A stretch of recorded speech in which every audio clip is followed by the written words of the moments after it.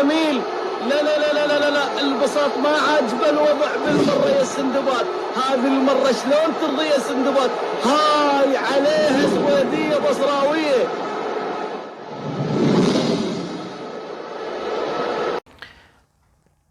مرحبا حبايب قلبي، ورجعنا لكم اليوم بفيديو جديد. آخر تطورات وحضور الوفود الخليجية لمؤازرة منتخباتهم الخليجية. بطولة الخليج 25 اللي راح تستضيفها مدينتنا، مدينة بصرة الفيحاء. بطولة 25 راح تكون فيها كثير من المفاجآت حسب ما يتحدث به الاتحاد العراقي والمسؤولين عن الكرة العراقية. شاهدوا وياي الوفود الخليجية وهي تتواجد في مدينة بصرتنا، بصرة الفيحاء. تابعوا وياي الفيديو للأخير متابعينا الأعزاء. البصرة جيرتكم ترايح للقاء وياكم، أهل الخليج العربي مية هلا وحياكم. البصرة جيرتكم ترايح للقاء وياكم، أهل الخليج العربي مية هلا وحياكم.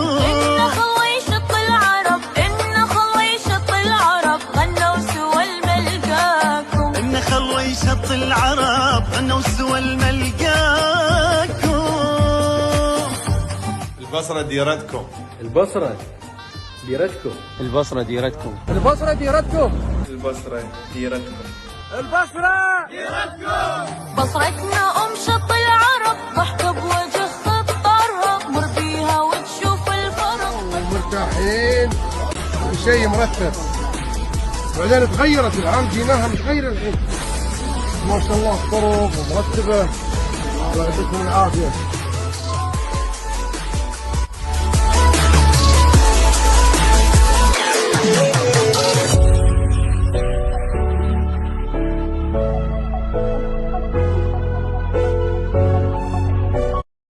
مر بها وتشوف الفرق قبل وبعد أعمارها. بصرتنا جنة على الأرض، بصرتنا جنة على الأرض، احنا البطولة بدارها. بصرتنا جنة على الأرض، احنا البطولة بدارها.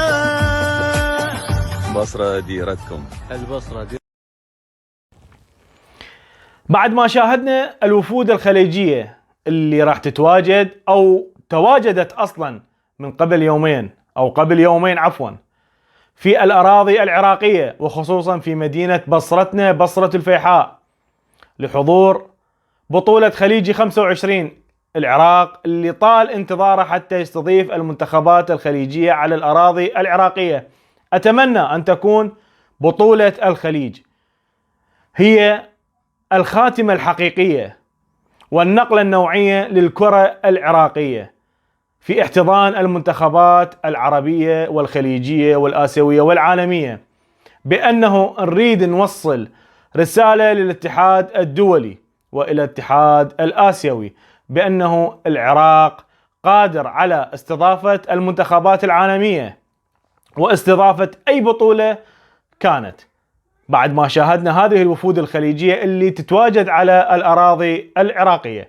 فتابعوا ويانا الفيديو للأخير وآخر تطورات المنتخب العراقي وآخر استعداداته لهذه البطولة وآخر اللمسات للمدرب الجديد خيسوس كاساس المدرب الإسباني.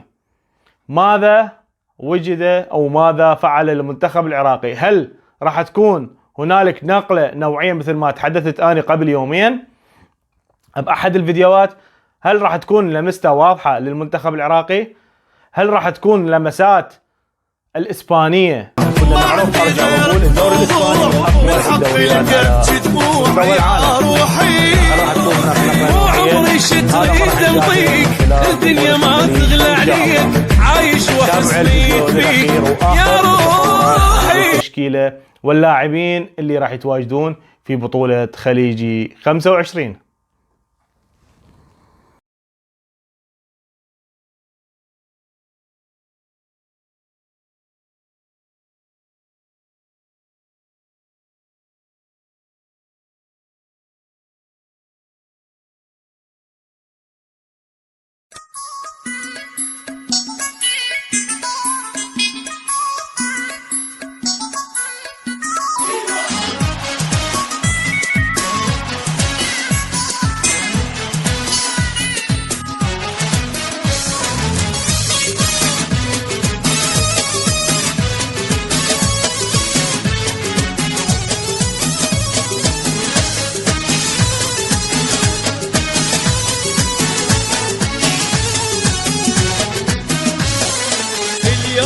يومك يا عراقي هلا يا ابو الغيرة العب العب خلي خصمك دوم يبقى حسام الرسام دوتكم.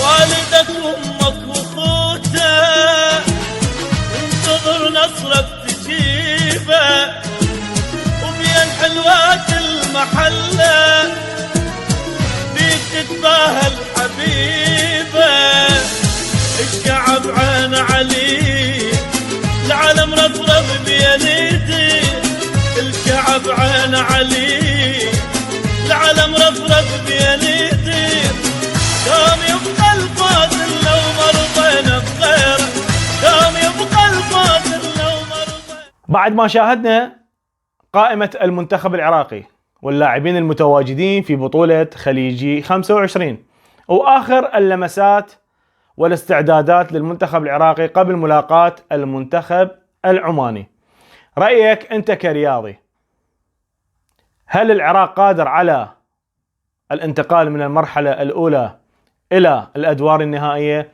هذا ما راح نتحدث به إن شاء الله بالأيام القادمة، واللي راح نحلله وياكم بتحليل بسيط، وإن شاء الله يكون متواجدين معانا. أرجع وأقول بعض المدربين وبعض التحليلات إن شاء الله نحاول بأنه يكون إنه تواجد مع مدربين على أرض الواقع، وبعض التحليلات اللي راح يدلون بيها للشارع الرياضي العراقي.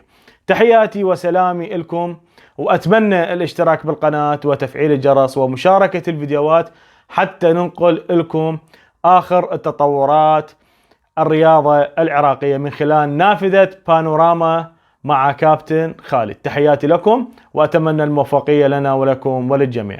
مع السلامة.